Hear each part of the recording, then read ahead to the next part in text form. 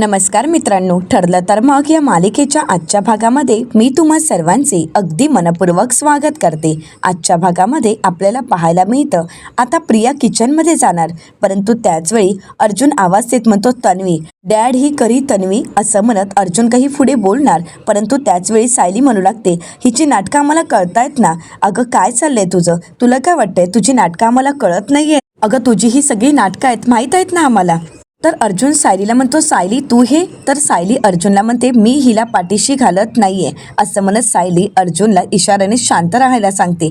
तर त्यानंतर सायली म्हणू लागते, पण हिची जी नाटकं आहेत ना ती सगळ्यांनाच माहीत आहे, ते काही वेगळं नाहीये। आणि आता सुद्धा स्वयंपाकघरात जाण्याचं सुद्धा नाटकच करत होती। आणि हे बघा, तुम्ही उगाच कशाला चिडचिड करताय? हिची नाटकं चालू आहेत, ही घरात सगळ्यांनाच माहीत आहे, हे काही नव्याने चालू नाहीये, हे नेहमीचंच आहे, त्यामुळे तुम्ही स्वतःला त्रास करून घेऊ नका। आता प्रिया सावसूतपणाचा आव्हानच सायलीशी बोलत म्हणते, सायली अगं उगाच का तू सगळ्यांना माझ्याविरुद्ध भडकवतेस? अगं मी चांगलं वागण्याचा आणि माझ्या चांगल्या वागण्यातून माझ्या माणसांची सेवा करण्याचा प्रयत्न करते, आणि तुम्हाला जर हे आवडत नसेल किंवा तुमचा जर माझ्यावर विश्वास नसेल तर प्लीज तुम्ही दोघंही यामध्ये पडू नका, परंतु प्लीज मला माझ्या माणसांची सेवा करू द्या। आता मात्र कल्पनाताई चिडतात आणि प्रियाला म्हणतात, तन्वी तुझी ही सेवा ना आम्हाला चांगलीच माहीत आहे, त्यामुळे तुझ्या या सेवेची आम्हाला गरज नाही। आणि अर्जुन तुला काय एवढं चिडायला झालंय? अरे हिचं हे वागणं आजचं नाहीये, गेली कित्येक दिवसापासून ही अशीच वागते, मग आज तू एवढा का चिडलायस? आता अर्जुन काही सांगणार, परंतु त्याचवेळी सायली अर्जुनचा हात घट्ट पकडते आणि सांगण्यापासून थांबवते। तर अर्जुन म्हणतो, नाही हिची नाटकं आहेत ना ती आता डोक्यावरून जायला लागली आहेत, म्हणजे दिवसेंदिवस ही नाटक करत राहणार आणि आपण सगळ्यांनी ते सहन करायचं आहे का? आता तुम्हाला गरम पाणी काय आणून देते, मग काय किचनमध्ये स्वयंपाक करायला काय जाते, सगळी हिची नाटकं आहेत। ही किचनमध्ये हेल्प करणार, काय चाललंय हे सगळं? आता अर्जुन खूप चिडलेला असतो आणि अर्जुन प्रियाला दोष देतोय, तिच्यावर आरोप करतोय, हे मात्र अश्विनला सहन झालेलं नसतं। अश्विन आवाज देत म्हणतो, दादा असं म्हणत अश्विन त्या ठिकाणी येतो आणि अर्जुनला म्हणू लागतो, तू तर ठरवूनच टाकलंयस का की तन्वी अजूनही खोटेपणा करते? आता अर्जुन काही बोलणार, तर त्याचवेळी प्रतापराव आवाज देत म्हणतात, अर्जुन अश्विन आता पुढे आता तुम्ही दोघांनी वाद घालू नका। तर आता अश्विन म्हणू लागतो, नाही डॅड मी वाद घालत नाहीये, मी इतकंच म्हणतोय की हा वाद मिटवा एकदाचा, मला या सगळ्याचा खरंच कंटाळा आला आहे। तन्वी अगदी मनापासून प्रयत्न करते ना, मग तुमचा सुद्धा दृष्टिकोन बदला आणि मग बघा घरात आपोआपच शांतता राहील। आता सायली मध्यस्थी करत म्हणते, मला असं वाटतंय की आता विषय इथेच थांबायला हवा, सर्वजण दमलेच आहेत आणि उगाच शब्दाला शब्द वाढत जातील, परंतु कोणाला काही मिळणार नाही असं म्हणत सायली रागानेच प्रियाकडे पाहते आणि अर्जुनला म्हणते, तुम्ही आज चला। आता अर्जुन खूप चिडलेला असतो, प्रियाचं सत्य अर्जुनला कळालेलं असतं आणि म्हणूनच अर्जुन खूप संतापलेला असतो। अर्जुनला सत्य सांगायचं असतं, परंतु सायलीने अर्जुनला थांबवलेलं असतं। आता सायली अर्जुनला रूममध्ये घेऊन जाणार, तर नाटकी प्रिया मुद्दाम नाटक करत म्हणते, हो तुम्ही दोघं खूप दमला आहात, तुम्ही जाऊन वरती आराम करा, इथे जर कोणाला काही हवं नको असेल तर ते पाहायला मी आहे। आणि अर्जुन तुला जरी ही सगळी नाटकं वाटलीत ना तरी सुद्धा मी प्रयत्न करणं काही थांबवणार नाहीये, मला या माणसांचं फक्त प्रेम हवंय, आणखी काही नको। आता प्रियाच्या या बोलण्यात सुद्धा किती खोटेपण आहे हे कल्पनाताईंना चांगलंच माहीत असतं। प्रियाच्या या बोलण्यावर कल्पनाताई हसू लागतात, तर अर्जुन काही प्रत्युत्तर न करता रागानेच तिथून निघून जातो आणि अर्जुनच्या मागोमाग सायलीही तिथून निघून जाते। तर त्यानंतर प्रिया कल्पनाताईंशी काही बोलायला जाणार, तर कल्पनाताई आणि प्रतापरावही तिथून निघून जातात आणि हे सगळेच जण तिथून निघून जातात। हे पाहून अश्विनला खूप वाईट वाटतं। अश्विन प्रियाकडे पाहतो, आता प्रिया आपल्याला खूप वाईट वाटलंय असं अश्विनला दाखवून देत असते।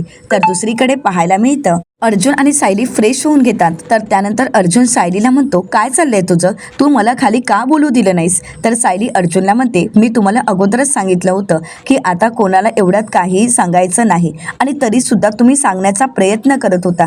तर अर्जुन म्हणतो, म्हणजे त्या तन्वी म्हणजेच प्रियाबद्दल कोणाला काही सांगायचंच नाहीये का लपवून ठेवायचं आहे? सायली म्हणते, असं मी कुठे म्हणाले आहे? अहो त्या प्रियाचं सत्य आपल्या समोर आलंच आहे, तिचा खरा मुखवटा समजला आहे आणि खोटा जो मुखवटा आहे ना तो फाटला गेला आहे, परंतु तिने जी काही आपली फसवणूक केली आहे ना ती कल्पने पलीकडची आहे, आणि म्हणूनच मला वाटते की तिला कठोरातली कठोर शिक्षा व्हायलाच पाहिजे। तर अर्जुन म्हणतो, हो ना, मग मला सत्य सांगण्यापासून तू का थांबवलेस आणि तू मला गप्पा का बसवलंस? तर सायली म्हणते, कारण तुम्ही विसरताय की प्रिया कुठल्या पातळीची गुन्हेगार आहे।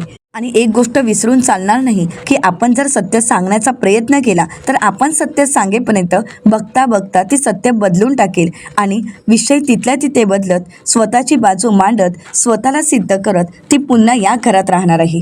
आणि सत्य तर ती बदलेलच आणि आपल्यालाच तोंड कशी पाडेल. तर अर्जुन म्हणतो, नाही, माझ्यात आता पेशन्स उरलेले नाही आहेत, मी आता हे नाही सहन करू शकत. तर सायली अर्जुनला म्हणते, आता तुम्हाला संयम ठेवावाच लागेल. आणि आता जो चिडलाय ना तो पूर्णाजींचा नातू आहे आणि रविराज काकांचा पुतण्या आहे. त्याला ही फसवणूक सहन होत नाहीये, त्याला हा अन्याय सहन होत नाहीये. परंतु तुमच्यातला हा अर्जुन थोड्या वेळासाठी तुम्ही बाजूला ठेवा आणि आता ॲडव्होकेट अर्जुन सुभेदार म्हणून विचार करा. आणि हा विचार केल्यानंतर तुम्हालाच कळेल की तुम्हीच मला म्हणाल की हो, आपल्याला आता प्रत्येक पाऊल हे सावधगिरीनेच टाकावं लागेल, तेव्हाच त्या प्रियाला कठोरात कठोर शिक्षा करता येईल, हो ना. तर अर्जुन म्हणतो, तोपर्यंत त्या बाईला या घरात सहन करायचं आणि तेही रोज. तर आता सायली अर्जुनला म्हणते, अहो आता काही दिवसच जी मुलगी तन्वी म्हणून या घरात मानाने आली होती ना, तीच मुलगी आता लाथा खात कशी घराबाहेर पडते ना ते बघतच राहा. आणि आता लाथा खात घराबाहेर पडेल ना ती थेट जेलमध्येच जाईल. तर आता अर्जुन चिडत सायलीला म्हणतो, आता मात्र तिला जेलमध्ये कठोरात कठोर शिक्षा कशी होईल त्यासाठी मी प्रयत्न करेन, मी माझी पूर्ण ताकद लावेन. परंतु छोट्यातले छोटे पुरावे सुद्धा मी गोळा करेन, एक पुरावा सुद्धा मागे सोडणार नाही. मग बघ या खोट्या प्रियाची मी काय अवस्था करतो. ती माझ्या फॅमिलीच्या भावनांशी खेळली आहे आणि आता बघ या मुलीची मी काय अवस्था करतो. तर सायली अर्जुनला म्हणते, मलाही हेच हवंय, परंतु आपल्याला आता थेट वार करता येणार नाही, लपून हल्ला करावा लागेल आणि तोही वेळ आल्यावरच. पण आता तुम्ही शांतच झोपायचं आहे, चला तुम्ही झोपा बरं. तर अर्जुन म्हणतो सायली. आता सायली लाईट बंद करते आणि झोपण्यासाठी जाते. अर्जुन विचार करत बसतो. सायली आता अर्जुनला म्हणते, झोपा की, काय झालंय. तर अर्जुन म्हणतो, काय हा वेडेपणा आहे. तर सायली म्हणते, मी जे बोलते ते तुम्ही बोलताय, मग आता तुम्ही जे करता ते मला करावं लागेल. तर अर्जुन हसू लागतो. आता सायलीने अर्जुनच्या चेहऱ्यावरचं हसू पुन्हा आणलेलं असतं आणि अर्जुनला म्हणते, चला आता झोपा. आता अर्जुनही झोपी जातो. तर दुसऱ्या दिवशी सकाळी आता प्रतापराव रविराज सरांना म्हणू लागतात, रविराज, अरे आणखीन थोडे दिवस राहिला असता तर खरंच खूप छान झालं असतं. तर रविराज सर म्हणतात, नाही नाही म्हणता म्हणता बरेच दिवस राहिलोच ना. तर प्रतापराव म्हणतात, हो पण आत्ता कुठे प्रतिमाला बरं वाटायला लागलं होतं. रविराज सर म्हणतात, घरी गेल्यावर आणखीन बरं वाटेल, हो की नाही प्रतिमा. आणि तसंही ज्यावेळी आम्हाला जास्त गरज होती आमच्या गरजेला तुम्ही धावून आलात आणि आमचा हवा तेवढा पाहुणचार केलात, परंतु आता मात्र आम्हाला घरी जाऊ द्या. तर पूर्णाजी म्हणतात, रविराज, अहो पण थोडे दिवस राहिला असता तर खरंच खूप छान झालं असतं. तुम्ही का राहत नाही आहात, तुम्हाला इथे त्रास होतोय का. प्रतिमा, तुला कोणता त्रास होतोय का. आणि सुमन, तुझं मन रमत नाहीये का. तर सुमन काकू म्हणतात, नाही नाही पूर्णाई, अहो असं काहीही नाहीये, मला माहीत आहे तुम्हा सगळ्यांना माझी काळजी वाटत आहे, मला माहीत आहे तुम्हाला असं वाटते की मी घरी गेले तर यांची आठवण, त्यांनी केलेल्या सगळ्या गोष्टी मला आठवतील आणि मला त्रास होईल. परंतु काळजी करू नका, वहिनी आणि भाऊजी आहेतच ना, मग मी कोणताही विचार करणार नाही, माझं मन रमेल यांच्यासोबतच. तर आता सर्वांनीच ठरवलेलं असतं आणि म्हणूनच कल्पनाताई म्हणू लागतात, आणि यांनी ठरवलंच आहे तर आता तरी आपण काय बोलणार. पूर्णाजी म्हणतात, हो तेही आहेच. तर आता प्रतिमा आत्या म्हणू लागतात, बरं आता मी निघू का. तर आता सर्वच जण निघण्यासाठी होकार देतात, परंतु पूर्णाजींना खूप वाईट वाटत असतं. आता नाटकी प्रिया रडण्याचं नाटक करत तिथे येते. प्रतिमा त्यांना आवाज देत म्हणते, आई आई अगं, मला माहीत आहे तुला माझ्यासोबत वेळ घालवायला आवडत नाही, परंतु आई मी तुझ्यासमोर हात जोडते, अगं थोडे दिवस तरी इथे राहा ना, मला तुझी सेवा करू देत. तर आता रविराज सर प्रियाला उत्तर देत म्हणतात, तिची सेवा करण्यासाठी आम्ही आहोत आणि ती सेवा करण्यासाठी आम्हाला तुझी काहीही गरज नाही आणि तसंही आम्ही तुझ्याकडून कुठल्या अपेक्षाही ठेवत नाही. आता सायली अर्जुन येत असतात तर इकडे प्रिया नाटक करत म्हणते, बरं माझ्यासाठी नाही पण निदान पूर्णाजींसाठी तरी थांबा. आता मात्र अर्जुन आवाज देत म्हणतो, तन्वी. आता मात्र प्रिया पूर्णपणे घाबरून गेलेली असते. तर अर्जुन मोठ्यानेच म्हणतो, तन्वी तुझी नाटकं अजूनही सुरूच आहेत, असं म्हणत तो पायऱ्या उतरत असतो. त्यावेळी सायली अर्जुनला शांत करण्याचा, थांबवण्याचा प्रयत्न करत असते आणि सायली अर्जुनला म्हणू लागते, थांबा, रागावर कंट्रोल ठेवा, आता काहीही बोलायची गरज नाहीये आणि ही ती वेळही नाहीये, तुम्हाला कळतंय का. परंतु अर्जुन एवढा संतापलेला असतो, एवढा चिडलेला असतो की तो सायलीचं काही ऐकून घेण्याच्या मनस्थितीतही नसतो. आता अर्जुन प्रियाला प्रश्न करत म्हणतो, तुला जर आत्याची एवढीच काळजी वाटते ना, मग रक्त द्यायला का नाही आलीस तू हॉस्पिटलला, 1 ते 1.5 तास कुठे भटकत होतीस. तर प्रिया नाटक करत म्हणते, अरे मी सांगितलं ना की तुम्ही नक्की आईला कुठल्या हॉस्पिटलला घेऊन गेला हे मला माहीतच नव्हतं, मग मी त्या ठिकाणी कशी येणार. तर आता अर्जुन म्हणतो, तुला एवढी गोष्ट माहीत नाही की ज्या हॉस्पिटलमध्ये अश्विन आहे त्याच हॉस्पिटलमध्ये आपण घेऊन जाणार, एवढी छोटी आणि साधी गोष्ट तुला माहीत नसल्याचं नाटक करतेस. तर प्रिया नाटक करत म्हणते, हो परंतु तो इतर हॉस्पिटलमध्ये व्हिजिटिंग डॉक्टर म्हणून सुद्धा जातो ना, त्यामुळे मला कसं कळणार की नक्की तुम्ही आईला कोणत्या हॉस्पिटलला घेऊन गेला. आणि प्रिया रडण्याचं नाटक करत म्हणते, खरं सांगायचं तर त्यावेळी मी इतकी पॅनिक झाले होते, मी कन्फ्यूज झाले की मी नक्की कोणत्या हॉस्पिटलला जाऊ, कारण माझ्या डोळ्यासमोर फक्त माझी आई होती, मला माझ्या आईची काळजी वाटत होती. आता प्रियाच्या या नाटकांवर कोणाचाही विश्वास नसतो आणि सायली बोलूनच दाखवत प्रियाला म्हणते, प्रिया अगं किती वेळा तेच तेच उत्तर देणार आहेस, किती वेळा तेच तेच सांगणार आहे, तुला काय वाटतंय ग, तुझ्या या नाटकांना आम्ही फसणार आहोत, तू बोलूच नकोस ग, कारण तू जे काही बोलतेस ते खोटंच बोलतेस हे आम्हाला चांगलंच माहीत आहे. आता सर्वच जण प्रियाच्या बोलण्याकडे दुर्लक्ष करतात. तर त्यानंतर सायली आता प्रतिमा आत्यांना म्हणू लागते, प्रतिमा आत्या तुम्ही स्वतःची काळजी घ्या आणि सर्वात महत्त्वाचं म्हणजे गोळ्या वेळेवर घ्यायच्या आहेत, सगळी औषधं वेळेवर घ्यायचीत. तर आता प्रतिमा आत्या होकार देत. तर त्यावेळी रविराज सर म्हणतात की चला आता निघूयात. असं म्हणत आता रविराज सर, प्रतिमा आत्या आणि सुमन काकू घरी जाण्यासाठी निघालेले असतात. तर त्याचवेळी तिथे अश्विन येतो आणि म्हणू लागतो, हे काय तुम्ही निघालात. रविराज सर म्हणतात, हो रे, आता घरची आठवण येऊ लागली आहे, आता निघावं लागेल. तर त्याचवेळी सायली आवाज देत म्हणते, जरा थांबा. तर आता सायलीच्या मागोमाग प्रियाही आवाज देत म्हणते, जरा थांबा. आता अश्विन प्रियाकडे पाहतो. आता प्रिया किचनमध्ये जाते, डबा घेऊन येते आणि प्रतिमा आत्यांना म्हणू लागते, आई मी तुझ्यासाठी ड्रायफ्रूटचे लाडू बनवले होते, ते आठवणीने घेऊन जा. तर आता कोणी प्रियाशी काही बोलत नाही, प्रतिमा आत्या त्या लाडू हातातही घेत नसतात. तर प्रिया म्हणू लागते, आई माझा राग अन्नावर काढू नकोस आणि तुला आता बरं नाहीये, तुला पौष्टिक लाडू वगैरे खाण्याची गरज आहे आणि म्हणूनच मी तुझ्यासाठी स्वतःहून हे लाडू बनवले आहेत. रोज एक लाडू खा आणि आठवणीने माझी आठवण मात्र काढ. आई अगं माझ्यावर विश्वास ठेव, मी खरंच तुझ्यासाठी प्रेमाने हे लाडू बनवले आहेत आणि मला खात्री आहे एक ना एक दिवस या घरातूनच तुला सांगितलं जाईल की मी आता बदलले आहे आणि मग मात्र तुमचा माझ्यावरचा राग जाईल. असं म्हणत प्रिया बोलण्याचा प्रयत्न करत असते. तर रविराज सर प्रियाची बोलती बंद करत म्हणतात, तुझ्याचं काही मला माझ्या घरात घेऊन जायचं नाहीये. आता अश्विनला खूप वाईट वाटतं, कारण प्रियाचा हा खोटेपणा अश्विनला मात्र खरा वाटत असतो.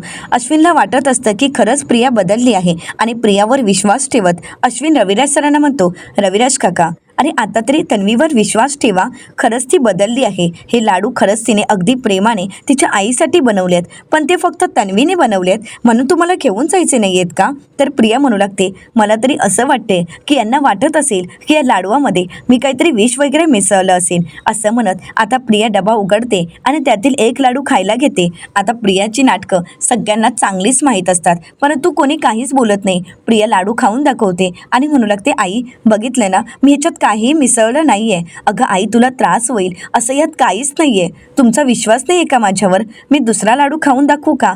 आता मात्र प्रिया नाटक करायला दुसरा लाडू हातात घेणार, परंतु त्याचवेळी प्रतिमा आत्या म्हणू लागतात, नाही नको दे इथे. असं म्हणत प्रतिमा आत्या तो डबा घेतात. तर आता सायली म्हणू लागते, प्रतिमा आत्या मी सुद्धा तुमच्यासाठी काहीतरी बनवलं आहे आणि तेही तुमच्या आवडीचं. असं म्हणत आता सायली भल्या मोठ्या डब्यातून डब्बाभर नारळवडी बनवून प्रतिमा आत्यांना देते. प्रतिमा आत्या म्हणतात, नारळवडी, नारळाच्या वड्या तर मला खरंच खूप आवडतात. असं म्हणत प्रतिमा आत्या खुश होतात, डबा घेतात, पिशवीत भरून आता सर्वजण निघालेले असतात. रविराज सर म्हणतात, चला आता निघूयात. असं म्हणत प्रतिमा आत्या सायलीने बनवलेल्या नारळवड्या घेऊन निघालेले असतात. तर प्रिया आवाज देत म्हणते, आई. असं म्हणत ती तिथे असणारा तिने बनवलेल्या लाडवाचा डबा हातात घेते आणि म्हणू लागते, आई बाबा तुम्हा दोघांचं वागणं बघून मला तरी असं वाटते की आता माझं माहेर कायमचं तुटलं आहे. असं म्हणत प्रिया रडण्याचं नाटक करते. तुझ्या मनात माझ्याबद्दलचं प्रेम उरलं नसेल ग आई, पण तुझ्याबद्दल मात्र माझ्या मनात खूप प्रेम आहे, लवकर बरी हो. असं म्हणत प्रिया प्रतिमा आत्यांच्या हातामध्ये तो डबा देते. प्रतिमा आत्या तो डबा घेतात आणि सर्वांचा निरोप घेत आता संपूर्ण किल्लेदार कुटुंब त्यांच्या घरी जाण्यासाठी निघालेलं असतं. आता अर्जुन रागानेच तिथून निघून जातो. प्रियाची ही नाटकं अर्जुनला सहन होत नसतात. आता चिडलेल्या अर्जुनला शांत करण्यासाठी सायली रूममध्ये येते आणि म्हणू लागते, तुमचा धीर सुटत चाललाय का, तुम्हाला आता सुद्धा सगळ्यांना खाली सांगायचं होतं ना की प्रिया ही खरी तन्वी नाहीये. अहो तुम्हाला किती वेळा मी समजावलं आहे, एवढं समजावून सुद्धा तुम्ही शांत का होत नाही आहात. आणि हो, असं करून चालणार नाही हे तुम्हाला कळत नाहीये का? तर अर्जुन म्हणतो कळतंय मला, पण कसं आहे ना, ती मुलगी डोळ्यासमोर दिसली ना की मग मात्र माझं डोकं फिरतं. तर सायली अर्जुनला म्हणते मग डोकं शांत ठेवायचं, कारण जोपर्यंत हातात पुरेसे पुरावे नाही आहेत तोपर्यंत आपण काहीच बोलू शकत नाही, आणि जर आपण काही बोललो तर आपणच फसू. कळतंय ना तुम्हाला? तर अर्जुन सायलीला म्हणतो आपल्याकडे ब्लड रिपोर्ट आहेत ना, मग ते आपण कोर्टात दाखवू शकतो. तर आता सायली अर्जुनला म्हणते ते कोर्टात पुरेसे आहेत, परंतु त्या अगोदर तिला हिची चावल लागली ना तर हे सुद्धा पुरावे नष्ट करायला आणि काहीतरी आपली कहाणी बदलायला तिला वेळ लागणार नाही. जी मुलगी एवढी कारस्थानं करते, एवढी नाटकं करते, ती हे करू शकत नाही का? अहो, तुम्ही तुमच्या कोर्टाच्या केसमध्ये किती संयम बाळगता, किती पुरावे गोळा करता, आणि त्यानंतरच तुम्ही कोर्टात तुमचं म्हणणं मांडता, आणि त्यावेळी कुठेतरी ती केस तुमच्या हातात आलेली असते. मग जर आता तुमचा हा संयम सुटला तर मग आपण केलेले प्रयत्न वाया जातील आणि सत्य कधीच कोणासमोर येणार नाही. तुम्ही तुमच्या प्रत्येक केसचा विचार करताना मग. तर आता अर्जुन म्हणतो पण ही कुठलीही केस नाही आहे, इथे पूर्णाची सिनियर यांच्या भावनांचा खेळ झाला आहे, आणि इतकं सगळं होऊ नये त्या मुलीने कशाचीही किंमत ठेवली नाही. मग आता या मुलीवर कसा विश्वास ठेवायचा आणि हे सत्य किती दिवस लपवून ठेवायचं? तर सायली म्हणू लागते प्रत्येक गोष्टीची शहानिशा होईपर्यंत सत्य हे लपवावं लागतं, तशी वेळ येते. आणि तुम्ही सुद्धा एखादं सत्य माझ्यापासून लपवलंच असेल ना, किंवा सगळ्यांपासून, कारण जर एखादी गोष्ट तिची शहानिशा होत नाही तोपर्यंत आपण एखादी गोष्ट समोरच्याला सांगत नाही. मग तुमच्या बाबतीत सुद्धा तुम्ही माझ्यासोबत किंवा घरच्यांसोबत असं काहीतरी ठेवलंच असेल ना लपून, आणि असं कधीतरी घडलंच असेल ना. आता सायलीचे हे बोलणं ऐकून अर्जुनला धक्काच बसतो, कारण अर्जुनने सगळ्यात मोठं सत्य सायलीपासून लपवून ठेवलेलं असतं आणि याची जाणीव त्याला होते. आता अर्जुन मनाशीच विचार करत म्हणतो मी साक्षीचं सत्य हिच्यापासून लपवून ठेवलं आहे, हे तर हिला कळलं नसेल ना. तर सायली अर्जुनला म्हणते हे बघा, या सत्याच्या तळापर्यंत आपल्याला जावं लागेल आणि मगच आपल्याला सगळ्यांसमोर सत्य आणावं लागेल. परंतु हे सत्य ज्या दिवशी आपण सर्वांसमोर आणणार आहोत त्या दिवशी पूर्णाची आणि रविराज काका या दोघांनाही खूप त्रास होणार आहे. त्यांना सावरणं आणि त्यांना आता या सगळ्यातून कसं बाहेर काढायचं या सगळ्याचा आत्तापासूनच आपल्याला विचार करावा लागेल. तर अर्जुन सायलीला म्हणतो हे काम तूच करू शकतेस बायको. तर सायली अर्जुनला म्हणते पण या वेदना कोणीच कमी करू शकत नाही, पण प्रयत्न मात्र मी नक्कीच करेन. पण मी वचन देते की ज्या दिवशी प्रिया फेरफार करू शकणार नाही असे पुरावे आपल्या हाती लागतील ना, त्या दिवशी तुमच्या बरोबरीने मी त्या प्रियाला घराबाहेर काढेन. तर अर्जुन सायलीला म्हणतो तो दिवस लवकरात लवकर येऊ देत. तर त्याचवेळी अर्जुनला फोन आलेला असतो. अर्जुन पाहतो तर चैतन्याचा फोन आलेला असतो. अर्जुन चैतन्याला म्हणतो हो माझ्या लक्षात आहे, निघतोय मी ऑफिसला, बाय, असं म्हणत अर्जुन फोन ठेवतो. तर सायली अर्जुनला म्हणते सांगितलेलं लक्षात आहे ना, मी जे तुम्हाला सांगितलंय ते अजिबात विसरू नका आणि तुमचं डोकं शांत ठेवा. अर्जुन सायलीला म्हणतो हो नक्कीच, आलोच मी, असं म्हणत आता अर्जुन ऑफिसला निघालेला असतो. परंतु अर्जुनची ती अवस्था सायलीला पाहवत नसते. अर्जुनला होणारा त्रास आता सायलीलाही होत असतो. तर दुसरीकडे सर्वजण हॉलमध्ये बसलेले असतात. अश्विन आणि प्रियाच्या गप्पा चालू असतात. तर त्याचवेळी सायली अर्जुन त्या ठिकाणी येतात. तर सायली विमलताईंना म्हणते विमलताई यांचा डबा देता. तर विमलताई म्हणतात हो. तर आता पूर्णाची पाहतात तर अस्मिता कुठेच दिसत नसते, आणि म्हणूनच पूर्णाची कल्पनाताईंना म्हणतात अस्मिता कुठे आहे, सकाळपासून ती कुठेच दिसली नाहीये. तर प्रतापराव म्हणतात हो ना, मगाशी रविराज बाहेर पडत होता तेव्हा सुद्धा ती रूममधून बाहेर आली नाही. तर कल्पनाताई म्हणू लागतात रविराज भाऊजांनी निघून गेल्यानंतर मी तिच्या रूममध्ये तिला पाहायला गेले होते, पण त्यावेळी ती आराम करत होती, झोपली होती. तर अश्विन म्हणू लागतो खरं तर मला सुद्धा तिला विचारायचं आहे की उद्या तिची सोनोग्राफीची अपॉइंटमेंट घ्यायची आहे की नाही. तर आता कल्पनाताई अश्विनला म्हणू लागतात अरे जा ना, मग तू तिच्या रूममध्ये जा आणि तिला विचार, ती तुझ्याशी बोलेल, तुला सांगेल काय ते. तर आता अश्विनला जायची इच्छाच होत नसते. अश्विन म्हणू लागतो नाही नको, तिच्या रूममध्ये जायला नको, मी इथेच तिची वाट बघतो. मी तिथे जाईन पण तिथे तिचा नवरा असेल आणि त्यामुळे उगाच वादावादी नको, त्यापेक्षा मी जातच नाही. तर प्रतापराव म्हणतात नाही अरे तो तर मगाशीच बाहेर गेला आहे. अश्विन म्हणतो हो का, मग मी तोपर्यंत जाऊन येतो, तिच्याशी बोलतो. तर प्रिया म्हणते मी पण येते, म्हणजे खूप दिवस झाले आहेत ना, अस्मिताशी गप्पाच झाल्या नाही आहेत. मग म्हटलं थोडं तुझ्यासोबतच येईन आणि अस्मिताशी गप्पासुद्धा होतील, आणि तसंही तिची या दिवसात काळजी घ्यायलाच हवी ना, तिला काय खायला प्यायला हवंय ते सुद्धा बघावं लागेल ना. चल मी सुद्धा येते. आता प्रिया अस्मिताच्या रूमच्या दिशेने जाणार, परंतु अर्जुन पुन्हा चिडतो आणि प्रियाला म्हणतो का तू कशाला जातेस, हे बघ अस्मिताईच्या आयुष्यात खूप प्रॉब्लेम्स आहेत आणि आता तू जाऊन तिथे अजून प्रॉब्लेम वाढवू नकोस. आता प्रिया रडण्याचं नाटक करते आणि म्हणू लागते मी का तिच्या आयुष्यातले प्रॉब्लेम्स वाढवेन. तर सायली म्हणू लागते, हो प्रिया, तू तर अस्मिताईंपासून लांबच राहा. आता मात्र अश्विन चिडतो आणि म्हणू लागतो, मला कळत नाहीये की सकाळी उठल्यापासून मला तेच तेच का ऐकावं लागतंय. तन्वी जर अस्मिताईच्या रूममध्ये गेली तर काय प्रॉब्लेम होणार आहे का, की तन्वी अस्मिताईचा खून करणार आहे. आता हे ऐकल्यानंतर पूर्णाची म्हणू लागतात, अश्विन अरे एवढं टोकाचं प्लीज बोलू नकोस. आणि अर्जुन मला सांग, तन्वी जर अस्मिताच्या रूममध्ये गेली तर काय प्रॉब्लेम होणार आहे. अरे तिला फक्त तिच्याशी बोलायचंच आहे ना, मग बोलू देत ना, तू का तिला अडवतोयस. तर कल्पनाताई म्हणतात, तन्वी जाग तू, आणि हो अस्मिताला जर काही खाऊ वाटत असेल ना तर ते बनवूनही दे हा. असं म्हणताच प्रिया मान डोलावते. तर प्रतापराव म्हणू लागतात, आणि हे बघा तुम्ही आता वाद वाढवू नका. आणि अर्जुन मला सांग, तन्वीला फक्त अस्मितासोबत गप्पाच मारायच्या आहेत ना, मग यात चुकीचं काय आहे. अश्विन आता सगळ्यांचं बोलणं ऐकतो आणि त्यानंतर म्हणतो, थँक्यू नशीब तुम्ही काहीतरी तन्वीला करायला देताय. असं म्हणत आता अश्विन तन्वीला तिथून अस्मिताच्या रूममध्ये घेऊन जातो. इथे मात्र सायली अर्जुनला खूप राग आलेला असतो. आता अर्जुन पूर्णाजीला म्हणतो, पूर्णाजी तू त्या तन्वीला अस्मिताईच्या रूममध्ये का जाऊ दिलंस. तर पूर्णाजी म्हणू लागतात, अर्जुन अरे फक्त तिला गप्पाच मारायच्या आहेत ना. आणि मला आता अश्विनचं म्हणणं पटतंय, कारण तन्वी जर चांगलं वागण्याचा प्रयत्न करत आहे तर मग आपण मोडता का आणायचा आहे. खरंच ती जर स्वतःहून बदलण्याचा प्रयत्न करत असेल तर आपण तिला विरोध करण्यात काहीच अर्थ नाही आहे. तर आता हे ऐकताच अर्जुन म्हणू लागतो, पूर्णाजी तू हे बोलतेस. अगं तन्वी किती नाटकी आणि खोटारडी मुलगी आहे हे तुला माहीत नाहीये का, किंवा तुम्हाला कोणालाच माहीत नाहीये का.